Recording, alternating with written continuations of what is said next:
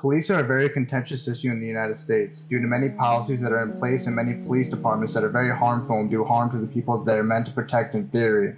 On the right, you are very likely to hear that the police are great and that they protect and serve, but that they do not do anything wrong in our country.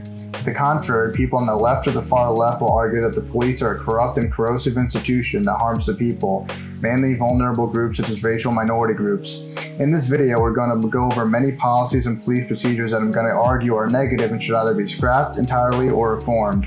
I'll also be discussing slogans such as all cops are bastards and defund the police. Civil asset forfeiture, for those who are unfamiliar, is a police practice in which law enforcement officials take assets from persons who are suspected of a crime or any illegal activity without actually charging said persons of any crime or even any form of wrongdoing. Essentially, it is a form of legal stealing done by police officers. In fact, according to statistics collected by the Washington Post, the total value of items stolen by federal law enforcement surpassed that of burglary losses in 2014. In addition to this fact, civil asset forfeiture is a violation of the 4th, 5th, and 8th Amendments of the Constitution, as ruled by a South Carolina judge in 2019. Judge Stephen John said in a 15-page decision that South Carolina's civil forfeiture laws, which let the government seize unlimited amounts of cash and other property when no crime has been committed, run afoul of the U.S. and South Carolina Constitution's guarantees of due process and bans on excessive fines. To add on to Judge John's statement, civil asset forfeiture is a presumption of guilt, which is a violation of due process in our country and a violation of the 5th Amendment, which states that nor be deprived of life, liberty, or property without due process of law, nor shall private property be taken for public use without just compensation. The judge's decision succeeded a massive investigation of civil asset forfeiture in the state by Greenville News, which uncovered the fact that South Carolina law enforcement agencies seized around $17.6 million between 2014 and 2016.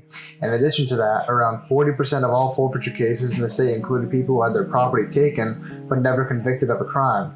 Another problem with civil asset forfeiture is that because of how the system works, you must prove that what was taken from you by law enforcement was not used in any illegal activities, which is impossible because it is a negative claim. Your belongings are essentially guilty until proven innocent under the current system, which is clearly ridiculous, as well as that generally police departments are allowed to keep most of what they take in civil asset forfeiture, which creates an incentive to do it more often, something John Oliver goes into greater detail on this in his video on civil asset forfeiture. The good news, however, is that state governments across the U.S. have already banned it statewide or are in a fight to ban the practice.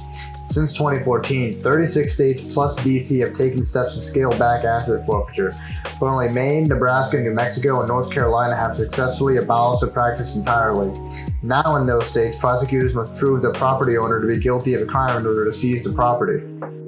The states that have failed to abolish the practice have failed to do so because of the Federal Equitable Sharing Program, which is a federal loophole which allows state and local law enforcement to partner with the DOJ and U.S. Treasury. They will transfer seized assets to the federal government and receive up to 80% from the sale of the assets. This program is extremely lucrative, giving out around $8.8 billion to states and local agencies who participate in the program.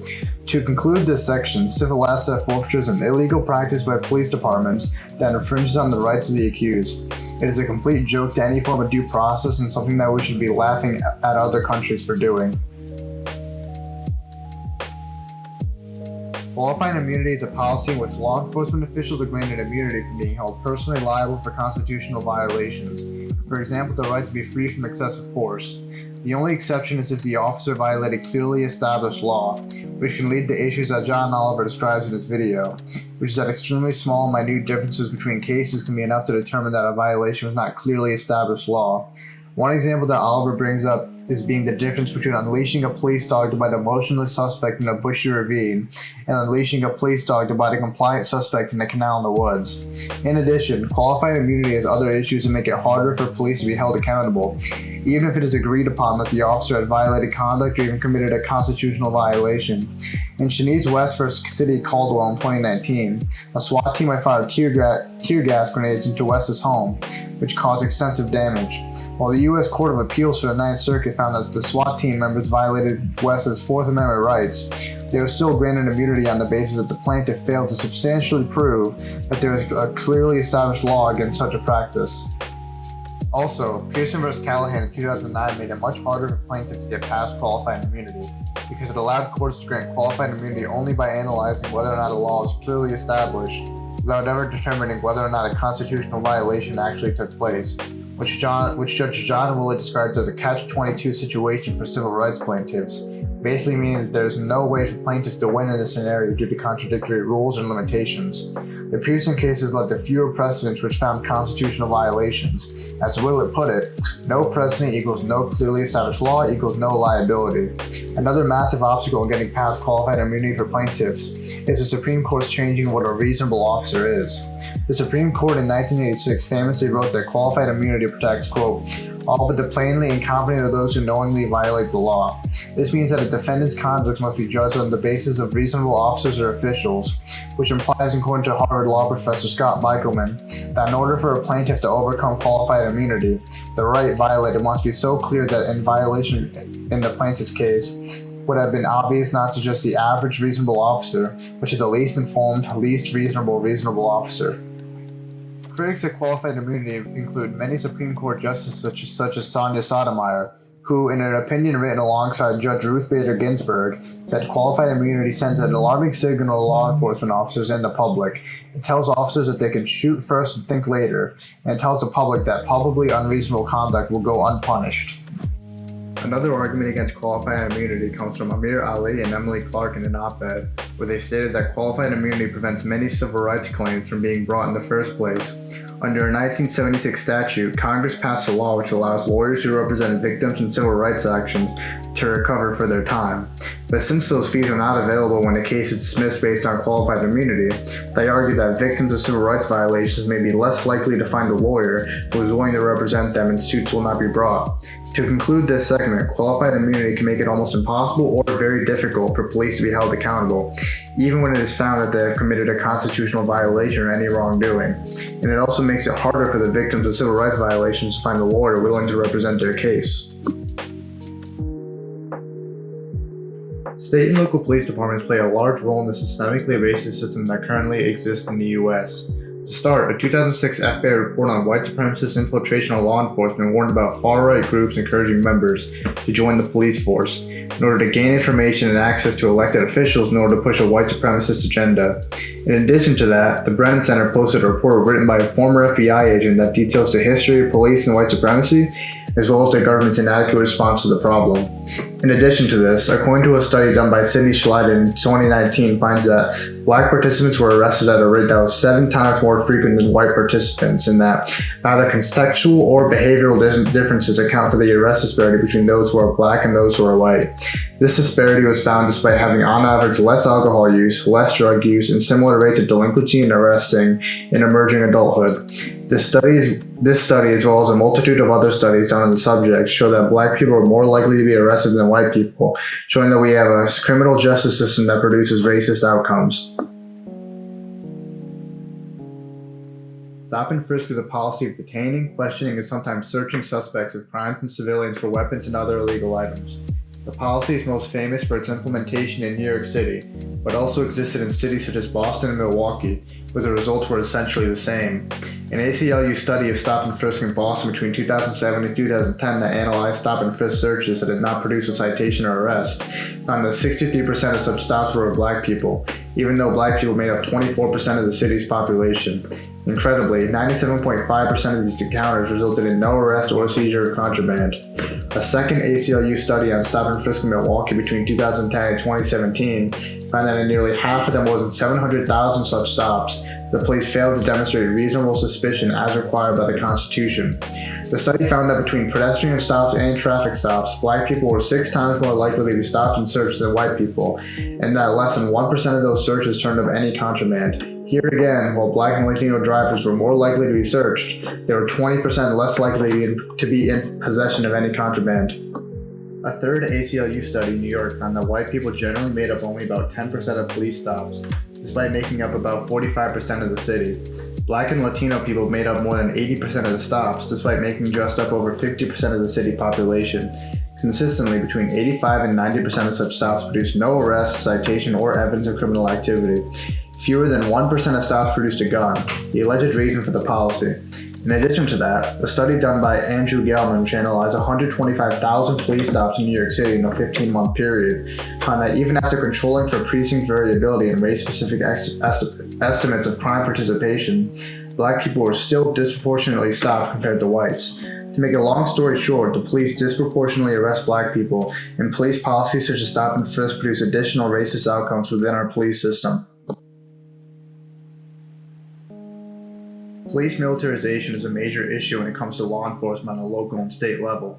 Local PDs are often given leftover military equipment that the U.S. military doesn't want, due to the 1033 program authorized by Bill Clinton in 1997. This is clearly a problem in my eyes, as a function of the U.S. military and what ought to be the role of the local and state police in our society are two completely different things.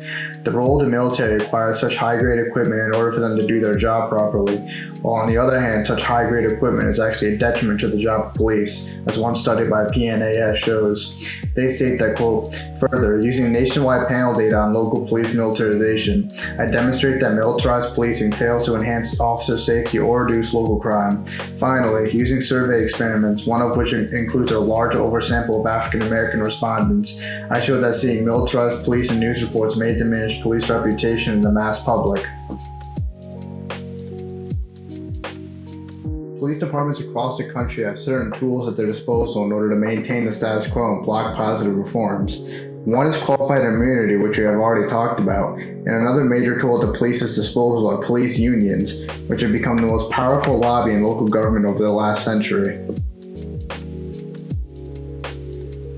Police unions have a large tendency to be unapologetically right-wing due to historical factors that Vox goes in depth on in their article titled Police Unions Explained. Examples of police unions being able to protect bad apples is the case of Louisville Metro Police Department and Brett Hankinson, the detective who shot his gun a total of 10 times in the raid that ended up killing Breonna Taylor. Because of the city's contract with the union, Hankinson was allowed multiple appeals to his termination, which decreased the likelihood of him actually being fired. First, Hankinson was given what's called a pre-termination hearing. Then, once he was terminated, could appeal to the police merit board, which Hankinson himself was a member of. In addition to practices such as that, unions in extreme cases practice what is called depolicing, which means that police forces stop making arrests in protest of anti-police sentiment. An example of this would be in 2014 and 2015 when the NYPD stopped their policy of proactive policing in protest of then Mayor Bill de Blasio's comments against the police.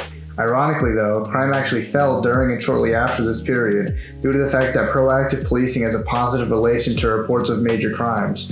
Because of this, as proactive policing was seized for a short amount of time, leading to a decrease in arrests for low-level offenses, civilian reports of major crimes such as burglary, felony assault, and grand larceny also declined in tandem with the depolicing that occurred. To clarify though, depolicing does not always cause decreases in crime in different scenarios. In Baltimore, depolicing in 2015 in response to the indictment of officers that killed Freddie Gray caused, at least in part, the 62% increase in homicides for that same year, according to Alec McGillis.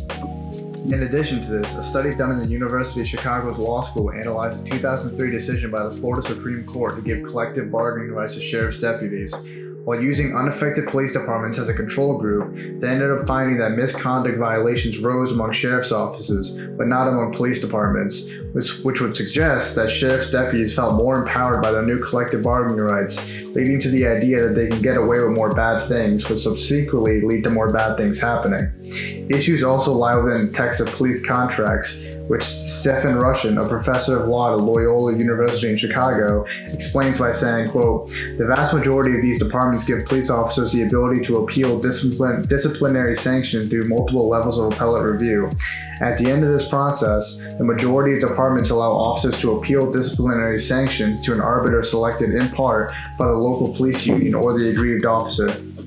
There are other problems that Russian finds in the union contracts that aren't related to the appeals process. For example, rules that give the officers a heads up that they're going to be interviewed by investigators for wrongdoing, which is a potential barrier to accountability.